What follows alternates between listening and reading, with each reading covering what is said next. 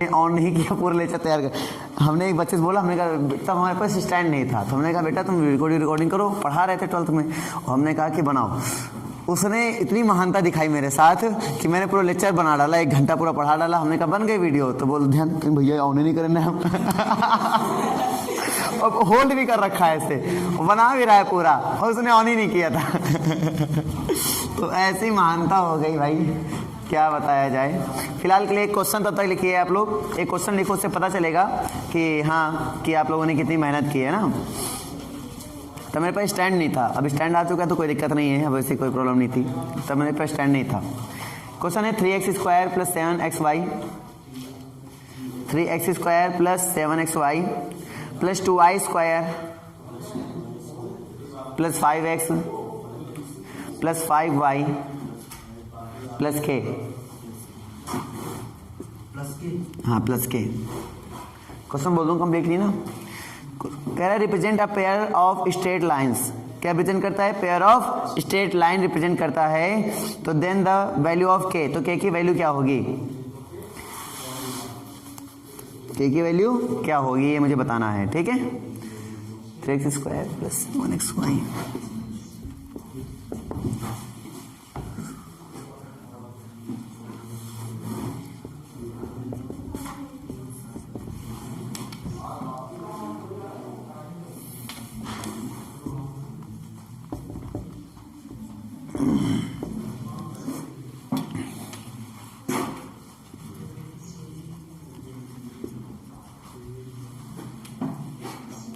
Represent a pair of straight line.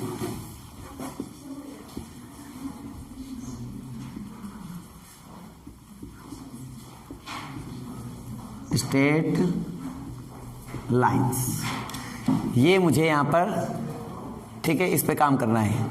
तो बेटा pair of straight line जब भी आता है तो हमने बताया था डेल इक्वल टू क्या हो जाता है अपने पास? 0 हो जाता है। और डेल की वैल्यू बता दूं? चलो डेल की वैल्यू ध्यान दो। तो डेल की वैल्यू अपने पास होती है ABC + 2h FGH है ना, 2FGH - a F² - b G² और -c H² = 0। ये आपका फार्मूला हो गया, ठीक है। चलो यहाँ से बताओ a b c की वैल्यू क्या आएगी अपने पास? a = 3, b = 2, ठीक है, c = कितना आएगा? k, और h यहाँ पे कितना आ जाएगा? h = 7/2, yes. और यहाँ पे f बराबर कितना आएगा? f = 5/2, तो 5/2 हो जाएगा। और g बराबर कितना हो जाएगा? 5/2। यहाँ तक क्लियर है भाई, ठीक है। अब यहाँ से अपन क्वेश्चन लगाएंगे तो ABC मल्टीप्लाई कर दो बेटा, 6k हो जाएगा अपने पास, और प्लस यहाँ पे 2 FGH 7/2, 5/2 एंड 5/2 a की value 3 into F² that means 5/2 का स्क्वायर 25/4 -b और G² की वैल्यू 5/2 का स्क्वायर यानी 25/4 और -c H² यानी 49/4 = 0। इसी कैलकुलेट कर लीजिए और आंसर बताइए क्या आया।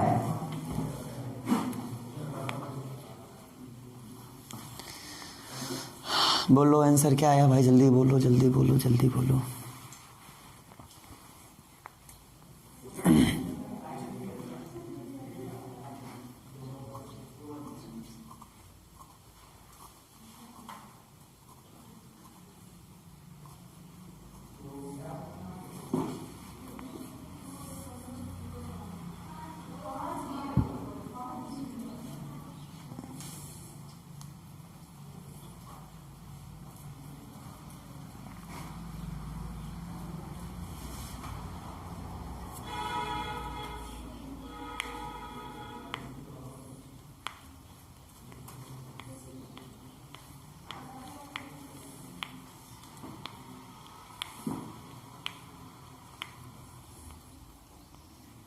हो गया बेटा।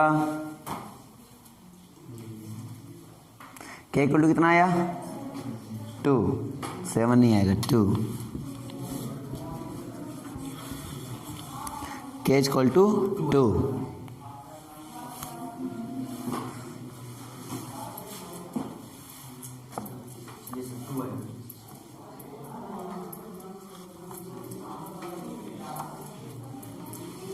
चलो अगला क्वेश्चन लिखो। लिखो 2x square plus 2y square minus 2x minus 6y plus 5 equal to 0।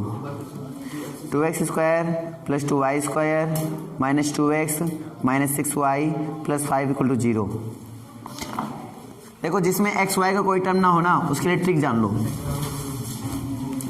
जिसमें एक्स वाई का कोई टर्म ना हो तुरंत आप चलेंगे अपने फॉर्म में आ जाएंगे।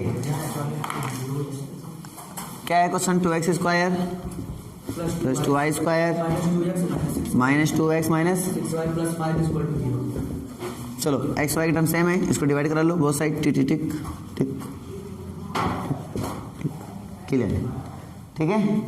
अब चाहो तो अपना डेल निकाल के कर लो, तुम्हारी मर्जी।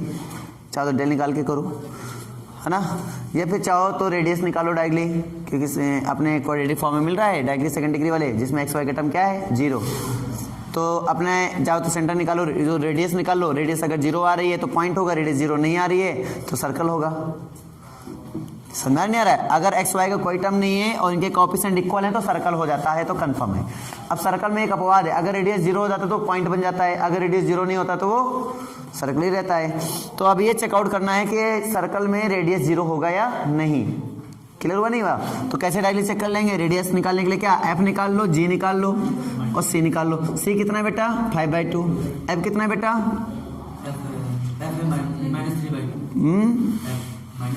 अच्छा एफ माइनस 3/2।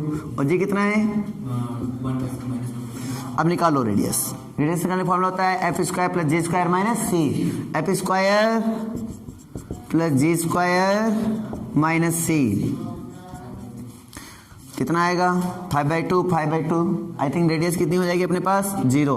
अगर रेडियस 0 हो जाए तो अपन क्या कह सकते हैं? पॉइंट है। क्लियर नहीं हुआ? अब इसमें वो डेल निकालने की जरूरत नहीं है, क्योंकि यहाँ पे एक्स वाई का कोई टर्म नहीं है और एक्स स्क्वायर और वाई स्क्वायर का जो कोएफिशिएंट है वो क्या है? सेम है। सेम है तो हम लोग क्या लगा सकते हैं? सर्किल का सिंपल फंडा, है ना। क्लियर हुआ या डाउट है? क्लियर हुआ ना? ठीक है, तो ट्रिक हो गई।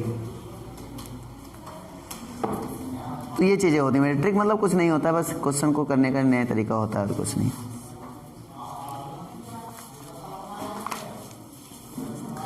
और भी क्वेश्चन इस टाइप करेंगे तो कर लोगे भाई साहब, कोई दिक्कत किसी को इसमें?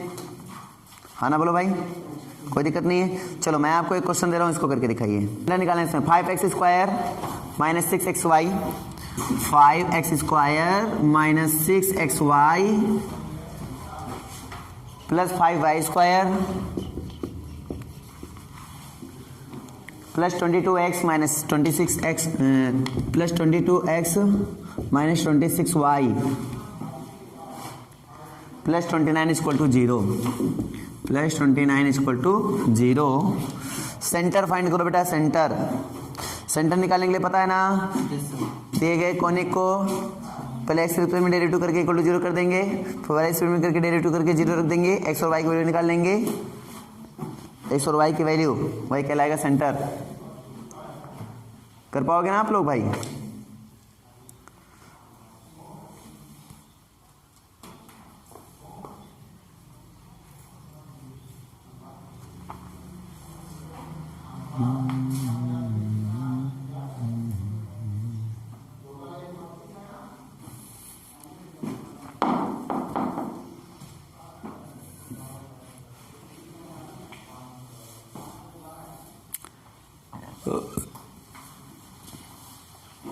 आंसर आ जाना चाहिए अब तक तो।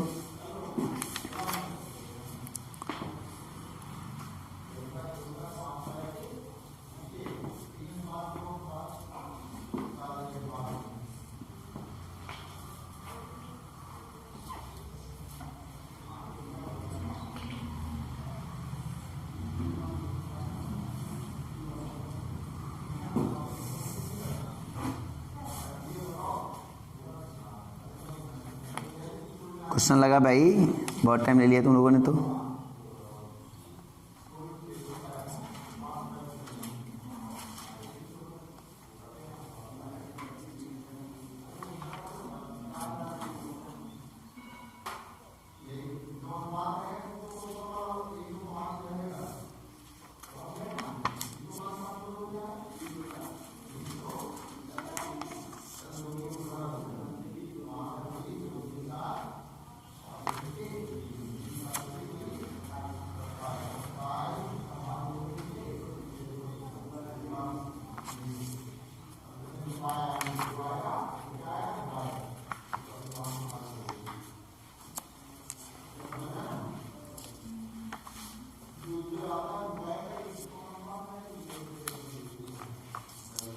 हो गया, जल्दी करो भाई। चलो ध्यान दो इधर। अच्छा कितना पता नहीं, सभी का ये आ रहा है क्या? 1,2 तो ऑप्शन में भी नहीं है, 1,2 तो ऑप्शन में भी नहीं है। चलो ध्यान देते हैं। प्लस का 1,2 बोला ना तुमने। चलो ध्यान दो इधर, इसको f मान लो, ठीक है। इधर ध्यान दो, तो इसका करेंगे डेरिवेटिव, कितना आ जाएगा 10x, बोलो भाई 10x माइनस 6y, आगे 0, ये 0, ये कितना 22 इक्वल टू कितना 0, -1,2 राइट आंसर है। -1,2 आएगा, सही आंसर -1,2 है। चलो ठीक, del f upon del y equal to, इधर कितना हो जाएगा बेटा वाई वाला 10y, आगे 10y, आगे -6x, आगे -26 इक्वल टू 0। अब ये दो एक समय पर बनेंगे, फर्स्ट या सेकंड। अगर इन दोनों को सॉल्व करेंगे तो x की वैल्यू कितनी आएगी -1 और y की वैल्यू कितनी आएगी 2। तो हमारे पास जो सेंटर बन जाएगा वो -1, 2 बन जाएगा। अब तो बात क्लियर हुआ आई थिंक। अब तो पहचान भी कर लोगे और सेंटर भी निकाल लोगे। कोई दिक्कत तो बताओ बेटा। अभी तक के लेक्चर में कोई प्रॉब्लम हो तो बताओ। कल भी हमने प्रैक्टिस इसी पे किया था, आज भी हमने प्रैक्टिस इसी पे किया है, ठीक है। सबको समझ में आ गई ना? अब मैं आपको कुछ अपने जो मैंने फॉर्मूले लिखवाए हैं उन्हीं पे बेस में कुछ क्वेश्चन बोलूँगा, आप लोगों को बताना होगा कि हाँ इनमें से क्या होगा। कोई क्वेश्चन दिया गया, the equation ax square plus by square plus cx plus cy equal to 0 represent a pair of straight lines. क्या रिप्रेजेंट करता है? Pair of straight lines. तो बताओ कौन सी कंडीशन होगी? पहली number a plus b equal to 0, दूसरा number a plus c equal to 0, तीसरा number b plus c equal to 0 and चौथा नंबर आपका NOT, नॉन ऑफ दीज। बताइए कौन सा सुनो, कौन सा? a plus b equal to 0, सही है। चलो एक क्वेश्चन और लिखो, अगला बताओ, इसका बताना है। मैंने ये भी बता दिया था कि e की वैल्यू जब लेस देन 1 होती है, ग्रेटर देन होती है, 1 होती है, इसकी क्या होती है। तो ये सारी वैल्यू हो चुकी थी ना, इस पर ध्यान दो। अगर e मतलब वो हमारा दीर्घवत हो, दीर्घवत मतलब समझते हो, इलिप्स। अगर इलिप्स हो, क्या हो? इलिप्स। तो e इक्वल टू 1 होता है, e ग्रेटर देन 1 होता है, e इक्वल टू 0 होता है, या फिर 0 और 1 के बीच में होता है। ऑप्शन देखो, इलिप्स के लिए कौन सा ऑप्शन इसमें करेक्ट होगा बेटा, वो ध्यान देना है। पहला ऑप्शन मैंने दिया a इक्वल टू 0, दूसरा ऑप्शन मैंने दिया इज लेस देन, सॉरी ऐसा 0 लेस देन 1, तीसरा ऑप्शन मैंने आपको दे दिया इज ग्रेटर देन 1, और चौथा मैंने ऑप्शन आपको दे दिया, चौथा ऑप्शन इसमें क्या है? a equal to 1। बताओ कौन सा ऑप्शन करेक्ट होगा इसमें? सेकेंड वाला। क्यों? इलिप्स के लिए मैंने बताया था a लेस देन 1 होता है, तो a लेस देन 1 की केस इसी में आ रहा ना, तो ये जाएगा 0 और लेस देन 1 के बीच में। ये डाउट तो नहीं किसी को? अच्छा, अंडररूल लगा होता है, सुनो, अंडररूल लगा होता है, इसका मतलब वो तो पॉजिटिव पक्का आएगा। अंडररूल लगा होता है ना, इसका मतलब वो पॉजिटिव आएगा। और लेस देन 1 तो हमेशा कंडीशन में रहती है, तो मतलब 0 और लेस देन 1 के, यानी 1 के और 0 के बीच में ही आपकी a की वैल्यू बिलोंग करती है इलिप्स के लिए। कोई डाउट हो इसमें बताओ? ठीक है, इस टाइप का क्वेश्चन आएगा तो बता सकते हो ना बेटा? ठीक है, अगला क्वेश्चन। तो बाकी इजी क्वेश्चन है, उनको तो तुम लोग कर ही लोगे, दौड़ा दौड़ा के मारोगे।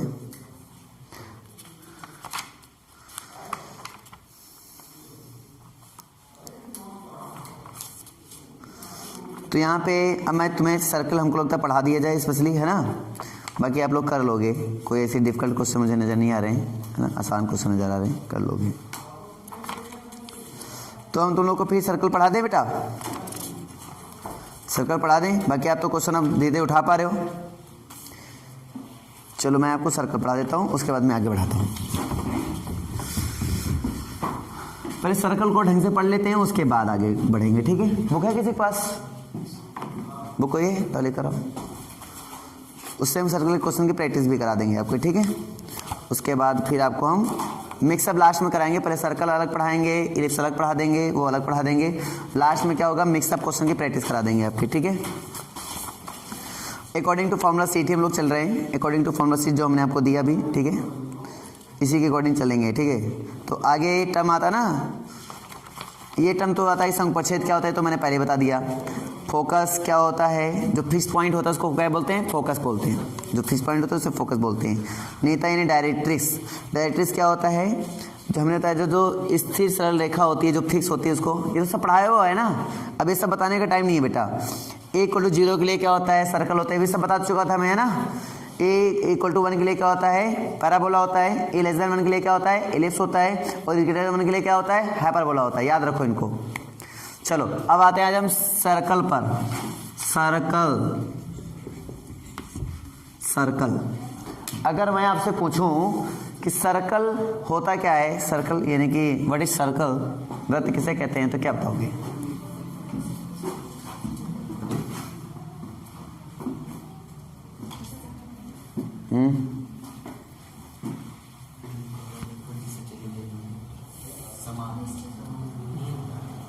हाँ बताओ।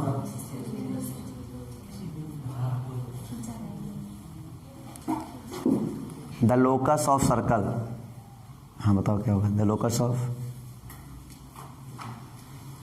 चलो हिंदी में बता दो, हिंदी में बता दो, कोई दिक्कत नहीं है।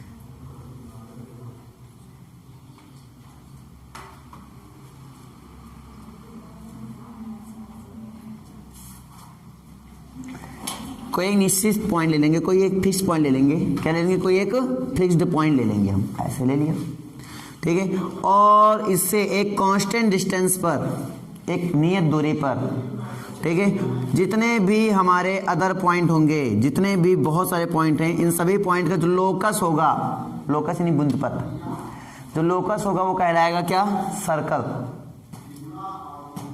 इन सभी का बिंदुपथ जो बन रहा है, ध्यान से देखो, इन सभी कांस्टेंट डिस्टेंस पर जो बिंदु बनेंगे, बहुत सारे पॉइंट्स बनेंगे, बहुत सारे पॉइंट, इन सभी पॉइंट का आपका जो पथ बन रहा है, रास्ता बन रहा है, वो सब क्या कहला रहा है, सर्कल। यही सर्कल कहला रहा है बेटा। सर्कल में कुछ नया नहीं है आपके पास। क्या सर्कल समझ में आ रहा है कि नहीं आ रहा है? कोई फिक्स पॉइंट, जो फिक्स पॉइंट होता है उसको सेंटर बोलते हैं हम लोग। सेंटर किसे कहते हैं, फिक्स पॉइंट ही कहलाता है हमारे पास सेंटर। जो फिक्स डिस्टेंस होता है, जितने डिस्टेंस पर हमारे लोकस के पॉइंट सारे मिल रहे हैं, उस डिस्टेंस को बोलते हैं रेडियस। क्या बोलते हैं बेटा, रेडियस। और लोकस के पॉइंट को बोलते हैं हम लोग, ये जो पॉइंट होते हैं इनको कहते हैं द पॉइंट ऑफ सर्कल। ये पॉइंट, ये क्या कहते हैं, सर्कल के पॉइंट कहलाते हैं। ये इंटीरियर पॉइंट होते हैं और ये होते हैं एक्सटीरियर पॉइंट। ये क्या होते हैं, इंटीरियर पॉइंट, और ये क्या होते हैं, एक्सटीरियर पॉइंट। जो इंटीरियर पॉइंट होते हैं इनको समझिए। इंटीरियर पॉइंट का मतलब हुआ जब मैं किसी इंटीरियर पॉइंट से सेंटर के बीच का डिस्टेंस निकालूंगा तो वो रेडियस से छोटी आएगी, बड़ी आएगी, छोटी आएगी। तो अगर कोई पॉइंट तुम्हें पता करना हो, ये इंटीरियर या एक्सटीरियर है, तो पता करने का सिंपल फंडा होता है, आप क्या करें, आप सिंपली इसके बीच का, सेंटर के बीच का डिस्टेंस निकाल लें और ये चेकआउट करें कि रेडियस से छोटा है या बड़ा है। अगर रेडियस से छोटा होता है तो इनसाइड, अगर रेडियस से बड़ा होता है तो आउटसाइड। मतलब आउटसाइड मतलब हुआ एक्सटीरियर पॉइंट और इनसाइड मतलब इंटीरियर पॉइंट। नहीं समझ में क्या बात? और बाउंड्री पॉइंट का मतलब क्या हुआ, अगर रेडियस के इक्वल हो गया तो बाउंड्री पॉइंट। नहीं समझ में बात? और एक्सप्लेन करने की जरूरत तो है नहीं इसमें। क्या मैंने बताया, किसी पर्टिकुलर पॉइंट जो अननोन पॉइंट है, एक दे दिया जाएगा, एक सर्कल दे दिया जाएगा, सर्कल इक्वेशन बोलेगा ये पॉइंट इस सर्कल के अंदर है, बाहर है, बाउंड्री पर है, कहाँ है, तो क्या बताओगे, ये सेंटर पर है। सेंटर पर मतलब ये हुआ, सेंटर पर मतलब हुआ उसकी डिस्टेंस क्या आ जाए, 0। सेंटर और उस पॉइंट के बीच की डिस्टेंस क्या आ जाए, 0। समझ नहीं आ रहा है? इसका मतलब वो सेंटर पर रेडियस पे है, मतलब सेंटर पर है। सेंटर पर होने का मतलब भी इनसाइड ही होता है, सेंटर पर होने का मतलब भी इनसाइड होता है। लेकिन सारे इनसाइड पॉइंट सेंटर पे नहीं होते हैं, लेकिन जो सेंटर पे पॉइंट है वो पक्का इनसाइड ही होगा। मेरी बात समझ पा रहे हो ना, मैं क्या समझा रहा हूँ? तो अगर ऑप्शन में इनसाइड भी है, ऑप्शन में सेंटर भी है, तो अगर वो पॉइंट की डिस्टेंस 0 हो रहा है तो सेंटर पे टिक करेंगे, ना कि इनसाइड पे। हम ये बता रहे हैं आपको, इनसाइड पे गलत माना जाएगा। इनसाइड सही है, लेकिन बहुत सारे इनसाइड पॉइंट होते हैं, वो सेंटर पे थोड़ी सारे थोड़ी आते हैं। सेंटर पे कोई पर्टिकुलर एक 2 पॉइंट आ गए तो लॉजिक क्लियर है, डाउट है? क्लियर है ना? तो आप क्या करेंगे, कैसे पता करेंगे? तो हमने बताया आप कुछ नहीं करें, जो अननोन पॉइंट है उस पॉइंट का सेंटर से बीच के डिस्टेंस निकालेंगे और चेकआउट करेंगे रेडियस से छोटा है या बड़ा। अगर छोटा हो रहा है तो जाए यहाँ पे हो, मतलब इनसाइड हो। बड़ा होने मतलब बाहर से पॉइंट, अगर बाहर से अगर इसके बीच का डिस्टेंस निकालोगे वो रेडियस से क्या होगी, बड़ी तो होगी। रेडियस इतनी है, वो इतनी बड़ी हो गई। तो ये तो पता करने का तरीका हुआ एक्सटीरियर पॉइंट और इंटीरियर पॉइंट्स।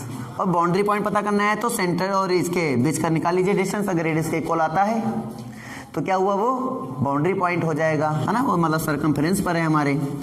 अभी यहाँ तक कोई दिक्कत तो बताइए। अब चूंकि सर्कल है, चाहे वो इलिप्स हो, चाहे जो वो 2D फिगर है, क्या है वो 2D फिगर है, तो इसका मतलब ये हुआ कि हमें यहाँ पर x कोऑर्डिनेट और y कोऑर्डिनेट को बहुत अच्छे से इस्तेमाल करना है। कैसे इस्तेमाल करेंगे अपन? इसको बोलते हैं y एक्सिस, ठीक है, वर्टिकल लाइन हो गई y एक्सिस। इसको बोलते हैं हम लोग x एक्सिस। x कोऑर्डिनेट यहाँ पे दिखाई देते हैं, y कोऑर्डिनेट यहाँ पे। अगर पर्टिकुलर कोई पॉइंट हम x एक्सिस पे लेते हैं तो उसके कोऑर्डिनेट हमेशा क्या होते हैं, a, 0 के फॉर्म में आते हैं। ए मेरा रियल नंबर हो सकता है, वो पॉजिटिव भी हो सकता है, वो नेगेटिव भी हो सकता है। और कोई पॉइंट पर्टिकुलर अगर y एक्सिस में दिखाता हूं तो क्या होता है, 0, a, जो कि ए रियल नंबर है, वो पॉजिटिव भी हो सकता है, वो नेगेटिव भी हो सकता है। और फिर बाकी फर्स्ट कोऑर्डिनेट होता है, सेकंड कोऑर्डिनेट होता है, थर्ड कोऑर्डिनेट होता है, फोर्थ कोऑर्डिनेट होता है। ये तो बहुत अच्छे से आपको पता है। अब मैं सर्कल को सिंपली यहाँ पे ड्रॉ कर दूं, कोई दिक्कत? ये सेंटर में कोई लेट कर लूं H और K, सेंटर मेरा नॉन होता है क्योंकि हमने रखा और हमने ड्रॉ कर दिया, तो सेंटर हो गया नॉन्स। ये सारे पॉइंट मुझे नहीं पता क्योंकि पॉइंट देखो चेंज हो रहे हैं। जो पॉइंट बेटा फिक्स होता है उसको बोलते हैं नॉन पॉइंट। ये फिक्स पॉइंट है, सेंटर क्या होता है, फिक्स पॉइंट। लेकिन ये वाले पॉइंट सारे देखो बदल रहे हैं। कैसे बदल रहे हैं, ध्यान से देखो। यहाँ पे यहाँ पे यहाँ पे, यहाँ पे सभी के कोऑर्डिनेट अगर तुम ध्यान से देखोगे ना बेटा, सभी के कोऑर्डिनेट बहुत गौर से तो अलग अलग है। ध्यान से देखोगे तो x में अलग पोजीशन ले रहा है, y की अलग पोजीशन ले रहा है। इसका ध्यान से देखो तो x की अलग पोजीशन, y की अलग पोजीशन। इसमें ध्यान से देखो x की अलग पोजीशन, y की अलग पोजीशन। इसका मतलब सर्किल पर, सर्कमफ्रेंस पर जितने भी पॉइंट होते हैं वो अलग अलग कोऑर्डिनेट ले रहा है। अलग अलग कोऑर्डिनेट मतलब क्या, वो चेंज हो रहा है। जो चेंज होता है, वेरी करता है, उसको क्या बोलते हैं, वेरिएबल बोलते हैं। क्या बोलते हैं, वेरिएबल। तो इसको हम मान लेते हैं यार, वेरिएबल को मानते हैं, x और y मान लेते हैं हम लोग सिंपली। तो कोई भी पॉइंट पर्टिकुलर कहीं पे तुम ले लो, एक लोकेशन उसका दे दो और उसको नाम दे दो x और y। इसलिए x और y देंगे क्योंकि चेंज हो रहा है मेरा। क्या हो रहा है, ये चेंज हो रहा है। और जब यार कोई चेंज होता है ना तो उसको कोई अननोन नंबर दे देते, कोई दिक्कत नहीं है। अननोन नंबर हमने यहाँ पे दे दिया x एंड y। वेरिएबल का मतलब है क्या, जो वेरी करे, जो चेंज होता रहे, दिस इज कॉल्ड वेरिएबल। यहाँ पे हमारे पास हो गया। अभी हमारे पास सेंटर था h, k, अननोन्स को ही वेरिएबल कहते हैं ना। और ये हमारे पास है सर्कल था, सर्कल गड़बड़ बन गया, चलो सर्कल यहाँ, सेंटर यहाँ ले लिया, h, k। अब अपने को क्या करना है बेटा, अपने को क्या ढूंढना है, variable points. Variable points change होते रहते हैं, याद रखना। सभी एक्स वाई के पॉइंट यानी एक्स वाई की वैल्यू मतलब ये बताएगा कि हाँ वो पॉइंट सर्कमफ्रेंस पर है। और हर एक सर्कमफ्रेंस का पॉइंट सर्कल के इक्वेशन क्या करेगा, सेटिस्फाई करेगा। ठीक है, चलो मैं तुम्हें बताता हूँ। अच्छा, इनके बीच का डिस्टेंस, ये पॉइंट को लोकेशन हमने दे दिया x, y, ये लोकेट कर दिया हमने h, k। तो इनके बीच के डिस्टेंस को क्या नाम देते हैं मिलेगा, r। अभी हमने बताया फिर डिस्टेंस होती है, इसका नाम देते हैं r। और ध्यान से देखोगे ये दो पॉइंट तुम्हें नजर आ रहे हैं और दो पॉइंट के बीच की डिस्टेंस हुआ r। क्या है, डिस्टेंस बिटवीन टू पॉइंट्स। तो ध्यान से देखो ये क्या है, एक्चुअली में क्या दिख रहा है, distance between two points, distance है। क्लियर हुआ या नहीं हुआ? तो डिस्टेंस r इक्वल टू कितना हो जाएगा बता, रूट हो जाएगा x माइनस h का whole square plus y minus k का होल स्क्वायर, यही तो बनेगा। अगर मैं स्क्वायर ऑन बोथ साइड कर दूंगा तो क्या बन जाएगा, x माइनस h का whole square plus y minus k का होल स्क्वायर इक्वल टू है यार। सेंटर क्या है अपने पास, h, k। रेडियस क्या है अपने पास, रेडियस है r। लॉजिक क्लियर हुआ है नहीं? ठीक है, खुटर फुटर खुटर फुटर ले खुटर फुटर खौर वोर हाथों में रहता है। चल देख यहाँ से यहाँ तक समझ में आ गया भाई सबको? कोई दिक्कत तो है नहीं, ठीक है। अब मैं बात करूंगा कुछ पर्टिकुलर पॉइंट्स की। अगर कोई टैंजेंट ड्रॉ किया जाए सर्कल पर, ऐसे नॉर्मली डिस्कस करता हूँ, अगर कोई टैंजेंट सर्कल पर ड्रॉ कर दिया गया, टैंजेंट मतलब इस पर से हमने टैंजेंट ऐसे ड्रॉ कर लिया, और यहाँ से ये टैंजेंट लाइन तुम्हें दे दिया मैंने, और ये हमने तुम्हें यहाँ से ऐसे ड्रॉ किया, तो ये हमेशा इस पर क्या होता है, हमेशा इस पर ये परपेंडिकुलर होता है हमेशा। बताओ, आपको पता होगा, बहुत पहले से पता होगा, ठीक है। अब हम यहाँ पे केसेस बनाएंगे बेटा। पहला केस, अब हम ये नहीं बनाएंगे, अभी फिलहाल बहुत सारे केस बनाएंगे। ये तो क्लियर हुआ ना। तो कोई भी सेंटर, कोई भी रेडियस देंगे तो सर्कल का इक्वेशन बता सकते हो। अगर कोई भी हम सर्कल इक्वेशन दे देंगे तो सेंटर और रेडियस बता सकते हो। कोई दिक्कत आएगी क्या? अब इनके क्वेश्चन कराने की जरूरत है क्या? अभी जरूरत है। एक क्वेश्चन लिखो, 2-4 क्वेश्चन फिर इसी बात पे। सेंटर 2,3, रेडियस 5, सर्कल इक्वेशन क्या होगा? सेंटर 2,3, रेडियस 5, सर्कल क्वेश्चन बताओ। ये एच हो गया, क्या हो गया? इक्वेशन जल्दी बोलो, जल्दी बोलो।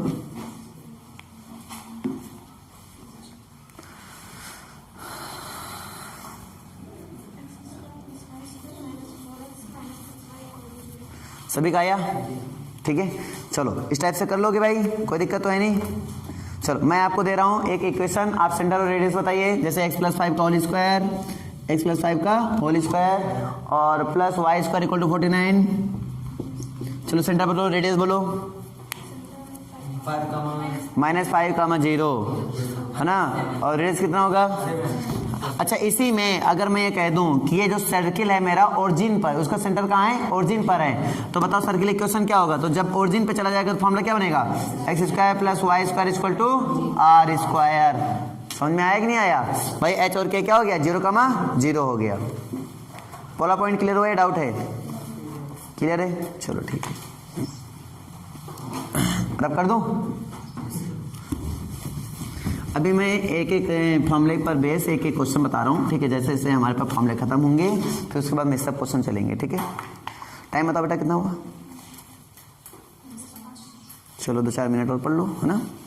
एक पॉइंट और पढ़ ले तो उसके बाद आज के लिए इतना ही रखेंगे, उसके बाद फिर कल हम लोग नेक्स्ट पॉइंट बढ़ाएंगे, ठीक है।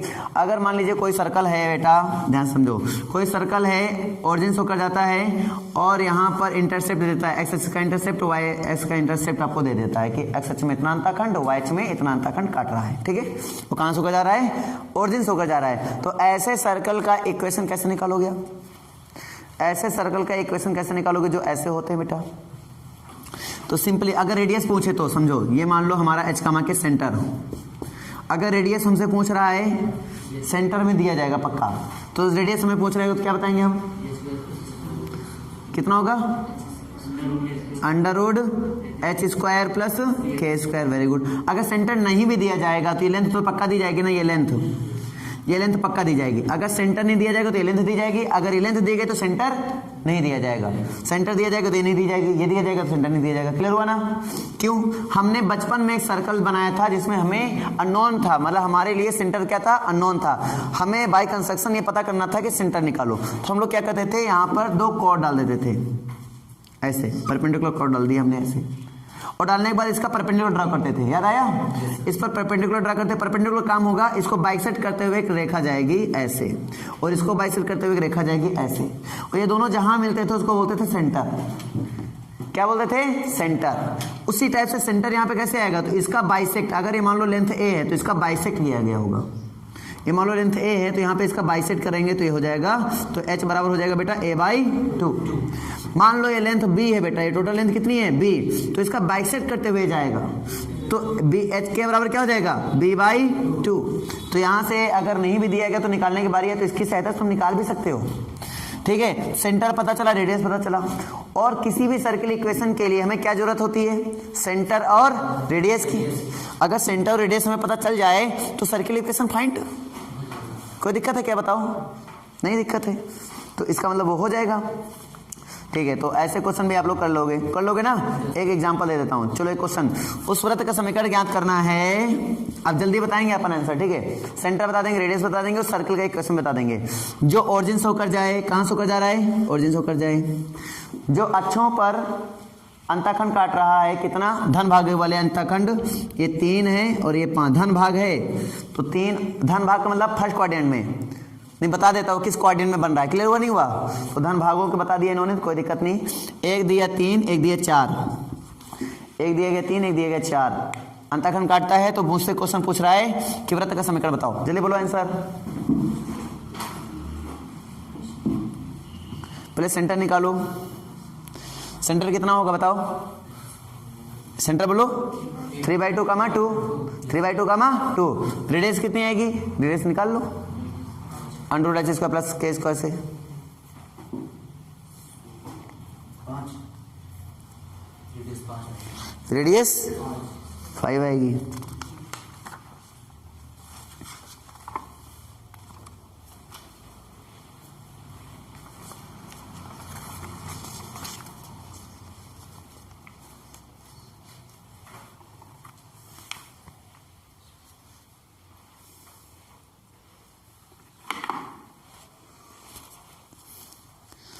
अब तो क्वेश्चन लग गया होगा, है ना?